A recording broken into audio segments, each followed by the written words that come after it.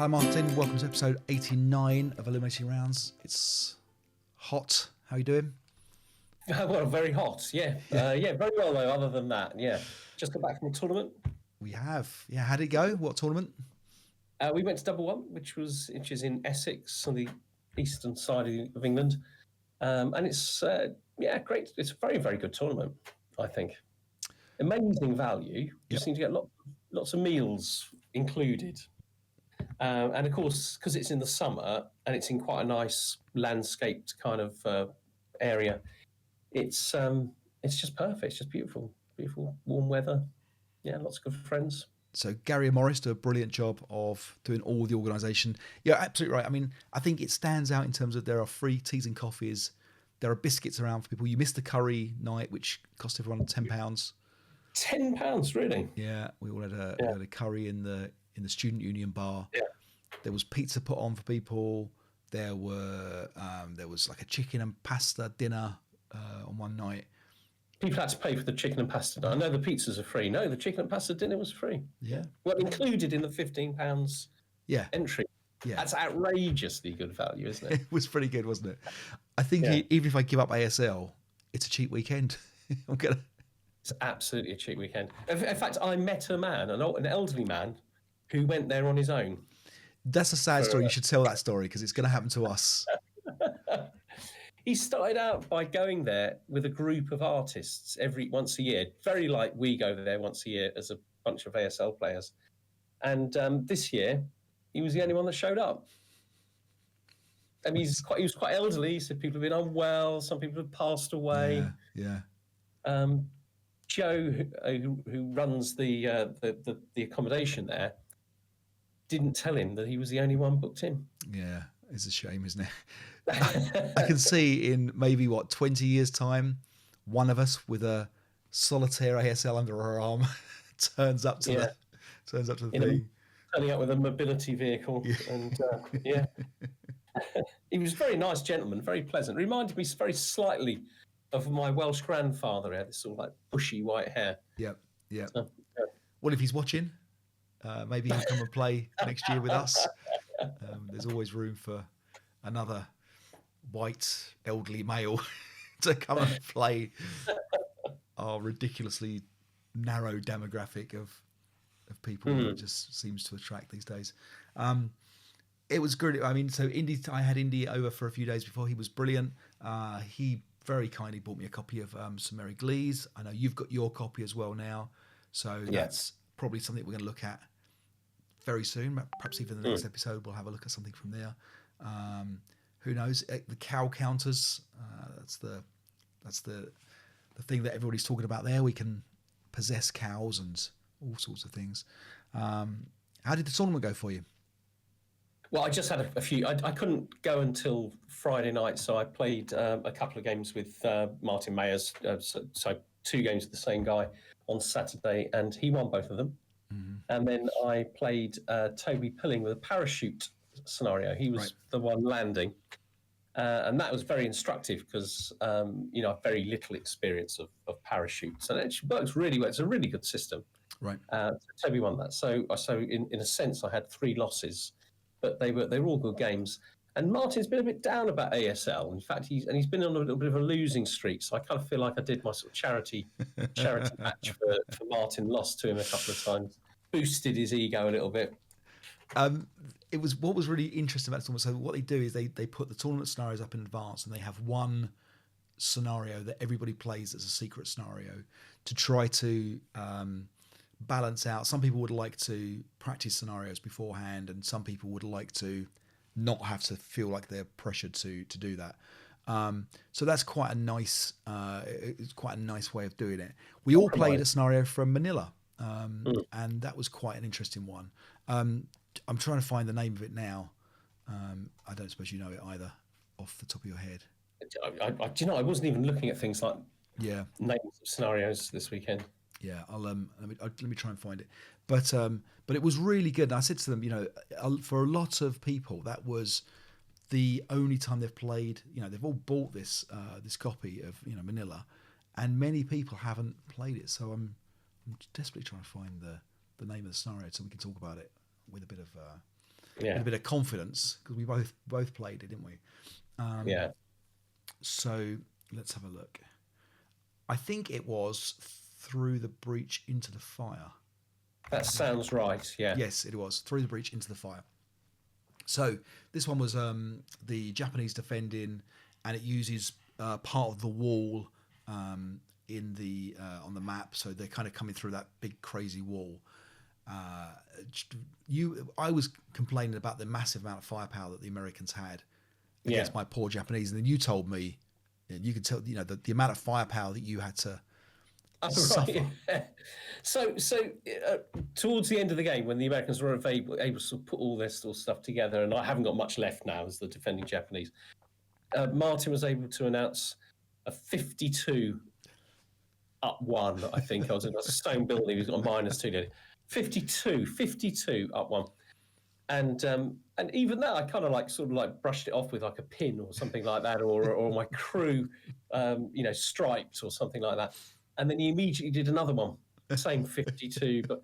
And I even said, because these two big kill stacks were adjacent to each other, and I said to Martin, why don't you, instead of firing them as 2 stacks when you're wasting so much firepower, do a 36 at me, and then a 36 with the other stack, and then what's left over, fire group them and get a 3rd shot. I don't think you can do that. Of course you can. Mandatory fire attack. I think you've got to, in the same hex, you've got to fire at the same. They can't separate out their fire. Oh, I see. Yeah. Oh, well, that's why he didn't do it. Oh, he didn't cheat. But anyway, but it's very much like you to shrug it off with, and you probably complained about your dice because they weren't as. Yeah, good. It was enough to win. Yeah, I had no chance of surviving that for long. Yeah, it's quite disheartening. So you and I were both playing the defending Japanese. We were both struggling with it. There was a little bit of not group thing because we had backs to each other, but I could hear you were struggling. I was struggling. The more you were struggling, the more I was thinking, "There's no way I can beat." And I played Simon Taylor, who is coming back from a long break from ASL. And so, isn't an expert player, by his own admission. And I was, he was wiping the floor with me. And then you kind of think, well, okay, it must be an unbalanced dog. It's okay. The Japanese can't win this. And then we walk into the pub. There's a Japanese player that's won, and another Japanese player's won. And it's really out of help now. So it was a balanced scenario. There was no problems.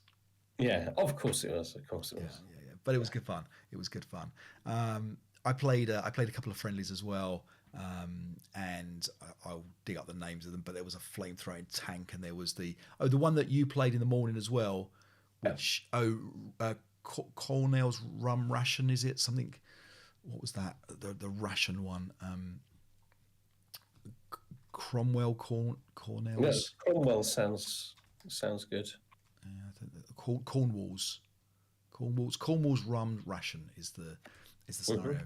It's a rally point scenario, and it was it's all about tying up the British are trying to hold on to 6 building hexes, and it's you've got very, very short amount of time, so you've got to come across on both sides of a board. I thought that was the best scenario I played all weekend. I thought that was a really good scenario. Really good for both sides. It's a very good tournament scenario. I mean, that's 33-35 on Raw. Yep. So it's obviously profoundly well balanced. Yep. Yeah. It was really, really good. And then the last one was the flame-throwing tank, and the tricky thing about that was the one with the KV1 that comes on in a particular turn. I won't be able to find the name of that one just yet, but we'll dig it. I will put it in the description. But the problem with that scenario in terms of for a tournament is that your KV1 can come on turn, possibly even 1, or it comes on lays as turn 4, and it's all based on a dice roll that you continually gets easier and easier to come on. But from a tournament perspective, you kind of need that to come on a particular turn and just be done with it. So I would have been tempted, no criticism of Gary Morris, but to say for the tournament purposes, it's coming on turn 3, and then or turn 2 or whatever, you've got to make a call between the two of them. And maybe that's, you could bid on the turn number that they come on, or something like that. Because it really does feel very, very tough on the defenders if that KV1 doesn't come on early in the game. and then the flip side is, you know, flame throwing tanks. They roll the 11s or the 12s, and that's the next bit. But anyway, a good time though. We had a good time. It was good time. Good sunshine weather. We're all getting hot and sweaty and sunburned. It was very. It got quite uncomfortable, didn't it? At times, I was exhausted when I got home, and it was from the heat, not from playing and being out late drinking. That's right. We are also excited about this game. So we played Foreign Legions. Yeah. So this was from the Hazmo pack. Mm-hmm. Do you want to talk about Foreign Legions? And before we won't talk too much, because we'll talk briefly about it, and then we're going to play. Rob's done a great video on the tanks involved and bits and pieces. So we'll give a quick impression of what's going on. And in fact, actually, let's just kick off straight away now, actually, with Rob's video right now to show that. All right, so here comes Rob. Take it away. Welcome everybody to the next Illuminating Rounds, a review of tanks. This time we're reviewing the light tanks of the 1930s associated with the Spanish Civil War. I'm just going to share screen. So the article is based on Hazmo 12 Foreign Legions. This is the scenario set in the middle of Spain. And the Spanish Civil War scenarios have the advantage that they all used the light tanks at the time. So I'd cover a series of history, different tin cans, what the Spanish Wars showed us, looking at the matchup in the game and the game itself. As you can see, this is the VSA vassal set up for the game, taking a village with defending nationalists against attacking Republicans. So Vickers, Lloyd and Carden are the names to remember. These are the big names in the 1920s and 30s. During the 1920s and even into the 30s, and even into Second World War for the French FT-17 tank. We really had the origins of the modern tank, and I just want to review what the different countries did in response to these designs and models, of which were sold broadly across the world. Only Germany didn't get to buy them, and you can see that in the way the tanks are done. And I always like to say, which tank would you like to be in? So this is a scattering of the tanks. So first of all, this is the Vickers. It wasn't actually that good of a tank in the end. The Mark I particularly had problems with the wheels breaking, and the Mark II did survive into the late 30s to fight in the desert. This is the FT-17, World War I tank that survived all the way through World War II. So there's the models of the Vickers Mark I on the left and the FT-17 on the right. Looking at different countries, Poland had different designs based on those tanks that were sold. It looked like this now. I apologise that some of these tanks haven't been finished off with camouflage or decals. I was just trying to get this project done in time for the Illuminating Rounds. Next, the Italians, who sent many tanks to the Spanish Civil War. So their little tankettes were a very big lesson and led to their other tanks of the time. Here are the small tankettes and the small Italian tanks of the time. The French also designed their light tanks off these models. And here are the three different types of French light tanks that saw battle. The Czechoslovakians with the 35Ts in the front and the 38T at the back. The Chinese Vickers version, really very similar to a Russian one I'm just about to show you. And the American Stuart M3. So the origin of the M3 actually came from a tank sent to them and redesigned by Vickers in what was called the first T series, led to the M2, and then led to the M3. Russia, this is the T26, the earlier and the later version, and the flamethrower version at the top. And this led to the various, looking at the different designs of their light tanks. So these are the T26, the M33 is in the middle there, which is what we use in the game.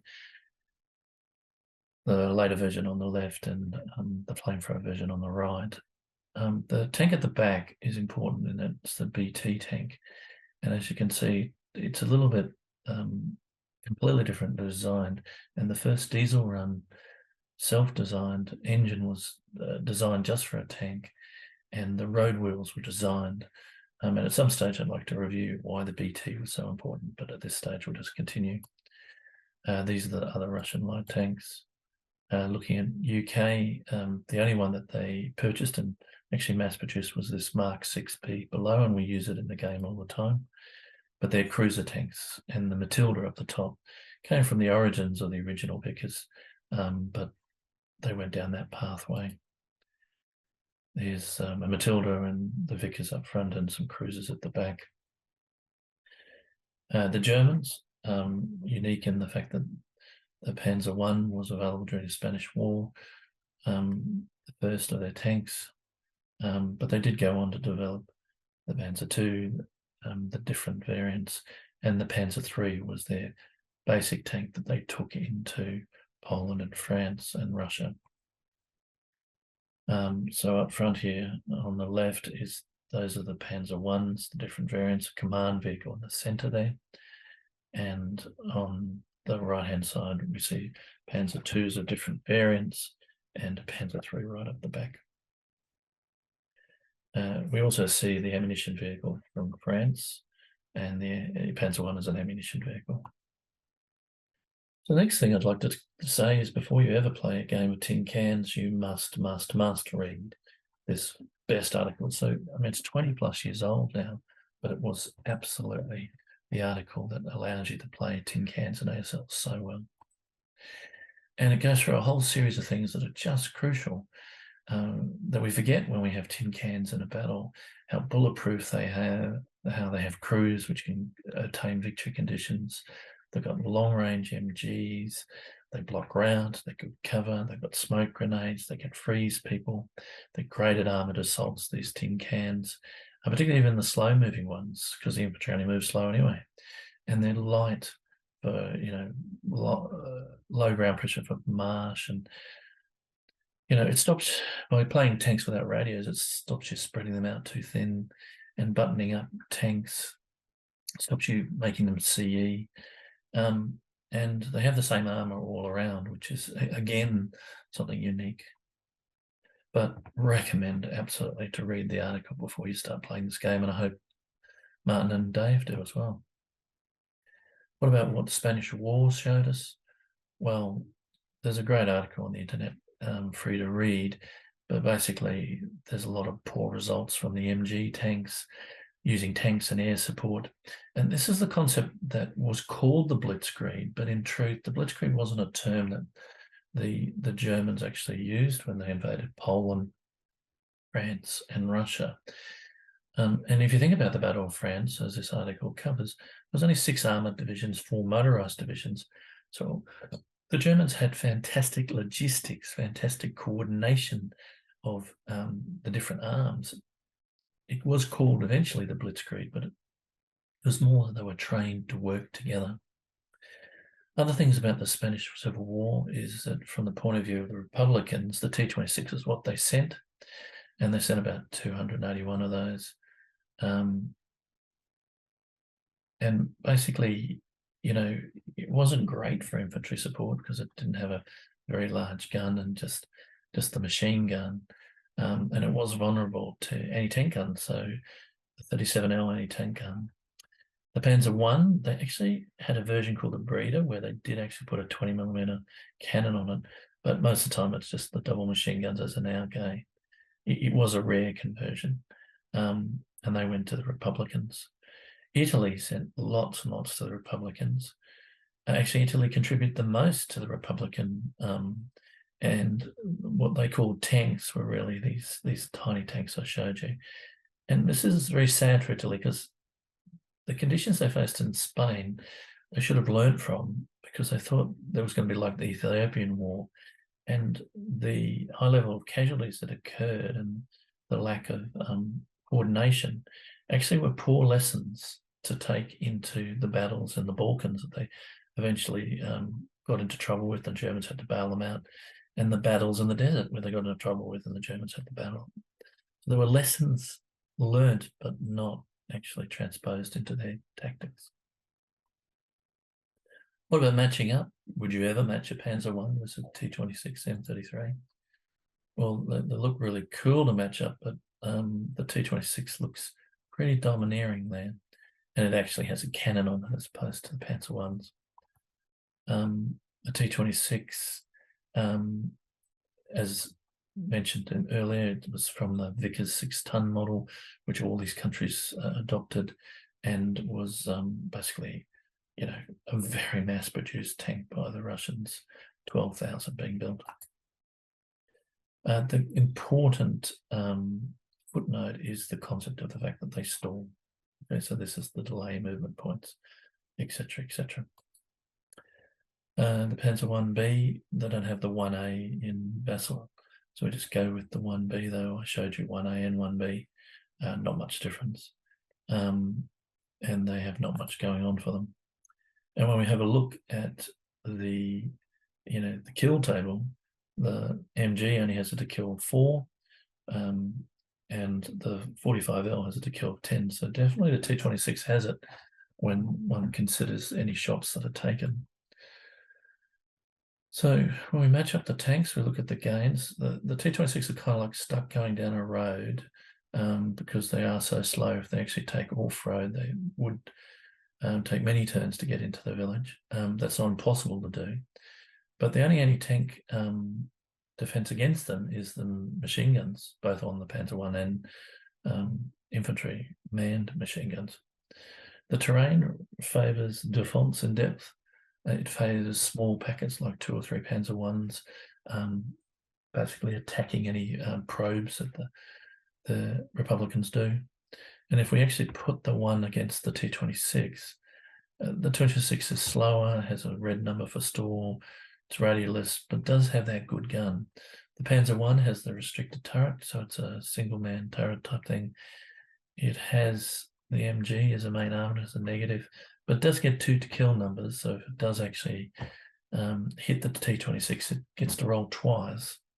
It does have smoke discharges, which is excellent for cover, and it is a small vehicle when the T-26 have a crack at it. Most of the armour's 1, really, for all of them. The turret of the frontal turret of the T-26 is a 2. But, for the Republicans, the shot is 10 minus 1, so it's 9 or less, so it's 2/3 chance easily, 3/4 chance kill. While for the Nationalists, it's very little chance of a kill. The T-26 also carries a CMG4. So looking at the game, as you can see, there's a village, and what it favours is bands of nationalist defence. So 3 sort of like things to knock out. But the Republicans, well, the tanks are basically committed to go down the road based on the way it is. So you can either channel your infantry as a mass force that way, or channel your infantry as a mass force this way. You're going to punch a hole in the first band, punch a hole in the second band, and punch a hole in the third band to get your victory, which is the buildings. Tactics, well, if I was a nationalist, I'd stay out of the way of the 2026 and do this 3-belt defence with fire teams, 2 up and 1 back. If I was the Republicans, I'd use my numbers en masse with 1 only axis of attack, and I'd use the T-26s to destroy Panzer Is as much as I could, keep them back, don't let them go to infantry close combat, and drive forward, don't divide the forces.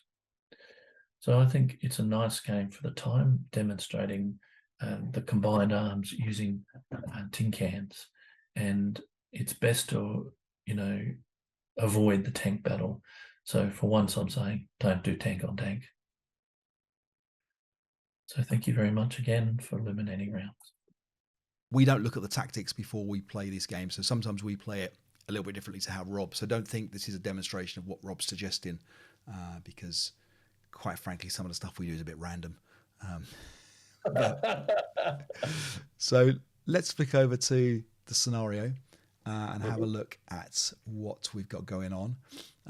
You want to talk us through your setup and what's going on? The Nationalists set up first. They're defending, and you can see you've got 13 squads, a couple of medium machine guns, a couple of light machine guns, relatively good amount of leadership, but not particularly high quality, only 1 negative modifier. And then you've got these 6 tanks, early war tanks, and you got they're only armed with coaxial machine guns. They got a B11. They're very, very kind of like weakly armored, so very kind of vulnerable. And they're moving with platoon movements. Right.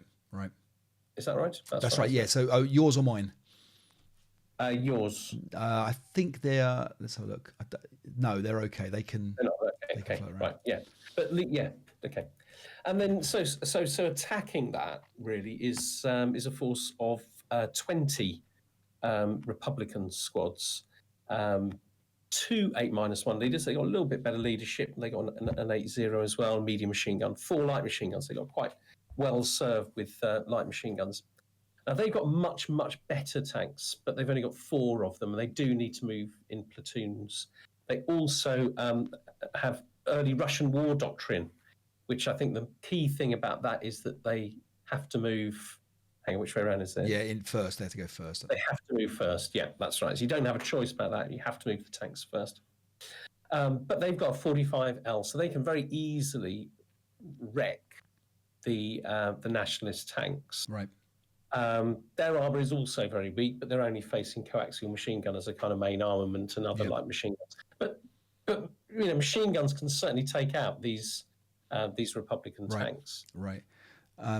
I have the Moroccans, who are the Italians in the ASL thing, but they're Moroccans here, and they're like close combat specialists, so they get a little bit of an advantage on close combat in the game. A lot of time, isn't it? 7.5 turns. Looks like it's plenty of time. You're trying to get. I think is it 11? Some big number of buildings, isn't it? Republicans win the game by controlling building J4, I1. Sorry, no, that's wrong. That's how we read it. Sorry. No.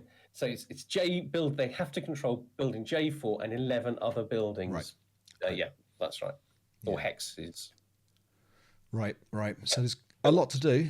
A lot to do for you. And it feels difficult. I thought it's a long way to go against quite a strong force.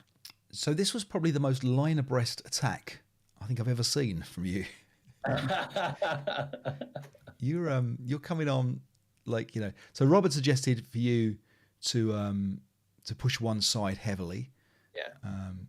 Which I guess looks the top looks like a fairly weak area. I would have thought. Yeah. To push through. So we'll see what goes on. I'll turn off my. I'll probably leave the circles on. We'll see how we get on. But we've got obviously the concealment gains to start with. Yeah. And then we'll see how we go. So here come the tanks, flying on. Now they can't voluntarily leave platoon movement either. That's the other kind of restriction of this scenario. Nice double one there. So get rid of that squad.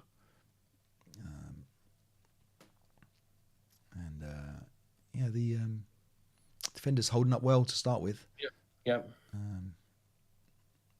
Another low roll there for me. Another you roll your 3 and we start to enjoy the defence really. This was one of those ones where I never really felt like I was going to crumble straight away. It felt like I could kind of fall back, even though I was lost a squad there. Yeah. I found it a little bit frustrating trying to get through. Yeah. You've got a lot of squads, any one of which can place plenty of residual and slow you down and stop. But this was a good start. I think we talked about it at the start. You felt at this point you've made progress. Yes. Yeah. And there's 7.5 turns. Well, I've got 8 turns essentially to do it. So, just getting through the first line of woods is progress. Yeah. And I brought the tanks forward here. The idea was I was going to kind of just force you to either engage in them or take the machine gun shots to slow the infantry down a little bit, which could have and probably should have backfired. Maybe they need to be sitting back a little bit. And you've got that possibility to come around the bottom of this map, haven't you? This big stack here might get round, but there is that awful 3 hexes of open ground down there. Exactly. That feel challenging. So we have we have a problem with the platoon movement and trying to keep them all in line of sight and everything around there. And here comes the squads around the bottom.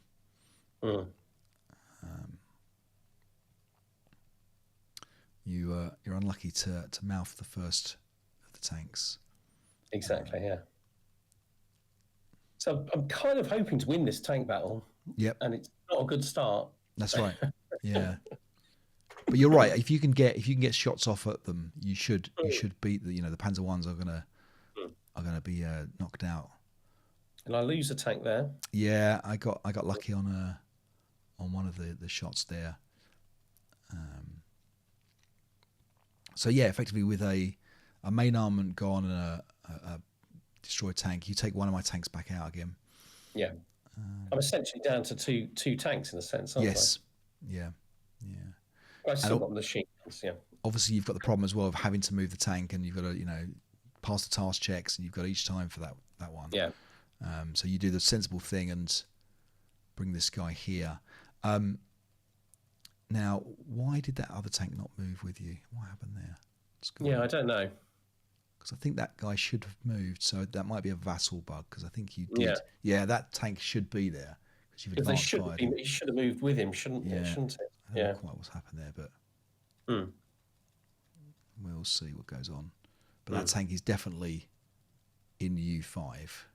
Yeah. This one here, so I'm going to move him down, but I don't know. Yeah, you don't know if Vassal will pick it up. Yeah, I don't know what's going on there, but yeah. So there's another one of your tanks just gone, I think. So I'm beginning to make some progress with that, and the infantry, of course, my infantry's getting through that line.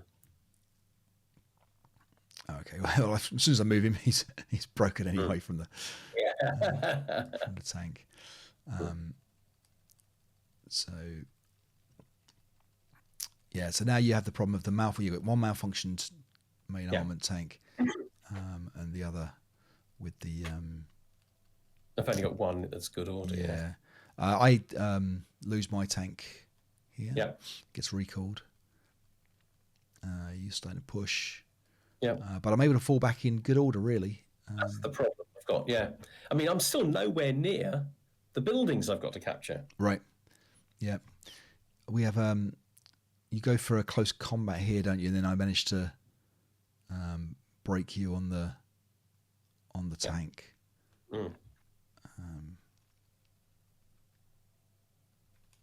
Mouth my guns. Yeah, the attrition is fairly high on these tanks. Yeah. The recall tank goes off. That's it. You're tankless now. Tankless task. Yeah. But your infantry, as you say, is falling back. You've got a hero as well, so you've got another modifier, negative modifier. Yep. Yeah. Yeah. So you've got the one malfunction tank and the immobile, because the other one became immobile, didn't it? Yeah, that was. And actually, you make my tank irrelevant just by falling back a little bit. Yes. It's the only one that's fully functioning left. Yeah. Well, it's not fully functioning. Yeah. So now it looks really quite difficult, doesn't it? You've got. Just sort of running out of time. Yeah. And you need those. And basically here with the concealed Moroccans ready for close combat. And 2 turns to go. You're able to start. And I'm never going to get into that. It's that building at the back, isn't it? When That's you're beginning to stack guys up. Yeah, exactly. But what was nice about, and we've talked about this with Hazmo, is that they do give you time to attack. This, you feel like, had this been like a Schwerpunk scenario, this would have had maybe a turn or two less and maybe a couple of less squads. Yeah. To kind of force you to, run and push and go quick. Whereas this one, it is a little bit more of a, you take your time, don't you? And you kind of see the attack unfold. And you're starting to ring the victory condition building that I have to take, aren't you? Yes, that's right. That's right. Your strategy here. Yeah. Exactly. So I know that you'll be doing like a big push on the last turn. But yeah, at this point, we're looking at it. I'm about to resign, I think, for exactly that reason. Exactly that. Yeah. And basically, what happens is I just pull back. Yeah. And at this point, there's the ring of steel around the victory location to to stop that happening. Yeah. And that was the game over. Yeah. So it was nice. It was good fun. It was. Yeah. It was I played Born Again as well from the Hazmo pack at the weekend. I played it a couple of times. Found it quite tough for the defending Germans. Yeah. But again, very similar style in that plenty of time for the attacker to build up momentum. And I thought this one was good fun from the play in the early war stuff. You know, exactly as Rob says. You know, you have this kind of. It's a very different game, isn't it? It's a very it's all about machine guns and you're rolling to kills, and it's quite an exciting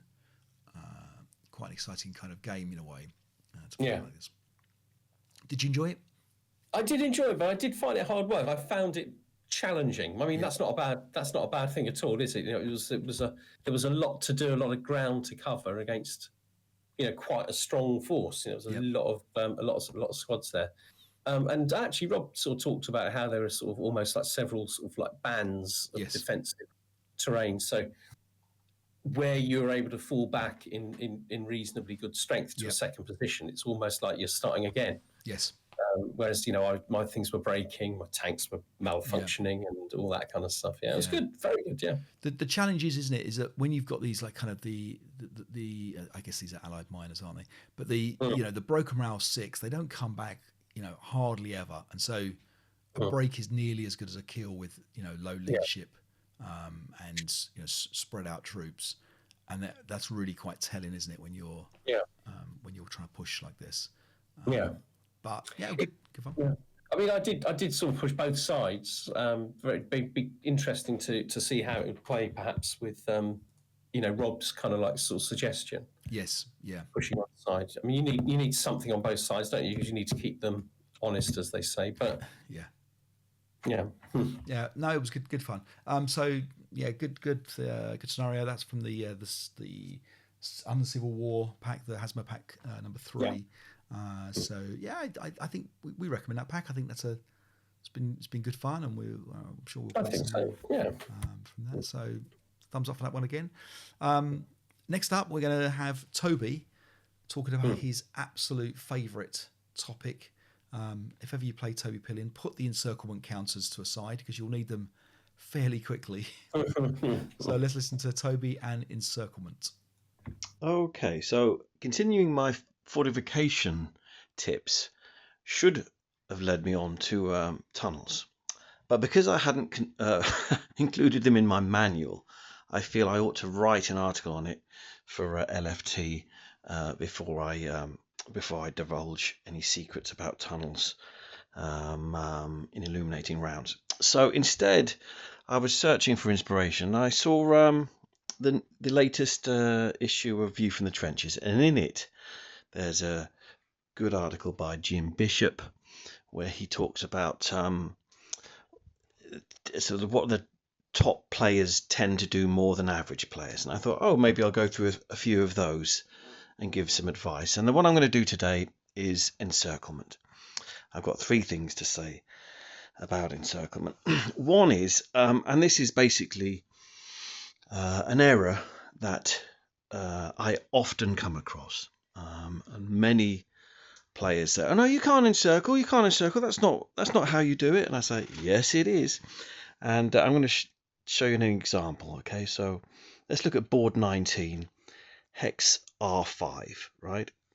Say you've got a British squad in R5, and a lot of people think that you can encircle it. Say you've got British squad in R5, German squad in R3 and R7, right? They consecutively shoot at R5. That is how you do encirclement, right? Right down the middle.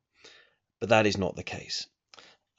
It can go anywhere along that hex side, and the other fire on the other side can originate anywhere as long as it crosses the other hex side, right?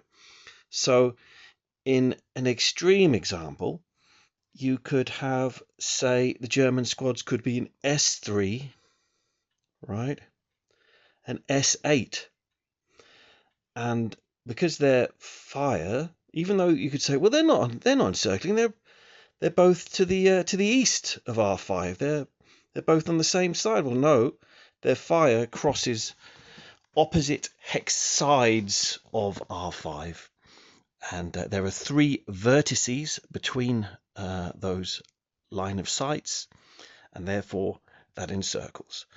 And if you didn't realize that before, we should sure as hell realize it now, and that should open up a hell of a lot more encirclement for you.